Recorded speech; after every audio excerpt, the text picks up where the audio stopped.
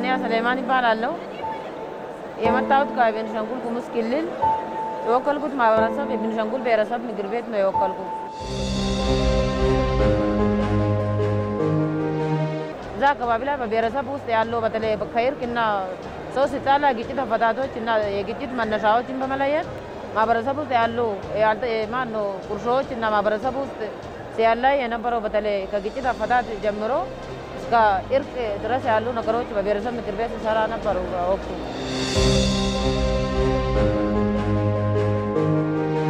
ግጭቶች እና አለመግባባቶች እንዴት መፍታት እንችላለን በሚለው ነው እኛ ከአጀንዳው ተነስተን አጀንዳ ልየታው ስናደርግ የነበረን ተሳትፎ።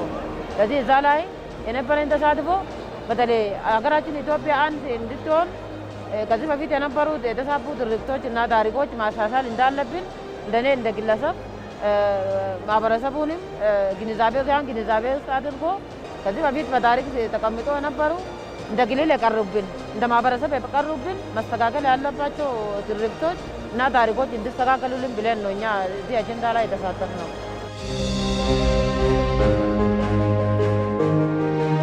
ተስፋ አድርጌ ነው የመጣው። ምክንያቱም እንደ ሀገር ኢትዮጵያ እንደ አንድ ኢትዮጵያዊ ከአንድ ክልል ያለው አለመግባባት እና አንድ ክልል ላይ ያለው ጦርነት ለእኔም ይሰማኛል ብዬ ነው እኔ የገባው በመጀመሪያ ደረጃ። ምክንያቱም እኔ ጋር አሁን ቤኒሻንጉል ሰላም ነው፣ አሁን ምንም የለም። ከዚህ በፊት የነበሩ ከለውጥ ወዲህ የነበሩ አለመግባባቶች፣ ጫካ የመግባት ነገሮች እንደ ቤኒሻንጉል ጥሩ ነገር አለ። ሌሎች ሀገራት ላይ ሌሎች ክልሎች ላይ የምናየው እንደ አማራ ክልል እንደ ትግራይ እንደ ኦሮሚያ አንዳንድ ቦታዎች የምናይበት ሰዓት ላይ የእኛም አካል ናቸው ብዬ ነው እኔ የመጣው። ተስፋ አድርጌ ነው የመጣው። እኔም አሁንም ያለኝ ተስፋ እኛ የመጣንበት አሁን ወደ 20 ምናምን ቀን የሄድን ነው ወደዚህ ከመጣን። እነዚህ ቀናቶች ያሳለፍናቸው ቀናቶች ለሀገር ነው መስዋዕት በሀገር ለማስተካከልና ሀገራችን የነበረውን የተሳሳተ ትርክቶች እና መጠራጠሮች እናስተካክላለን ብዬ ነው እኔ የመጣው። ስለዚህ በምክክር ኮሚሽን በልዩነት እንወጣለን ብዬ እኔ ተስፋ አላደርግም።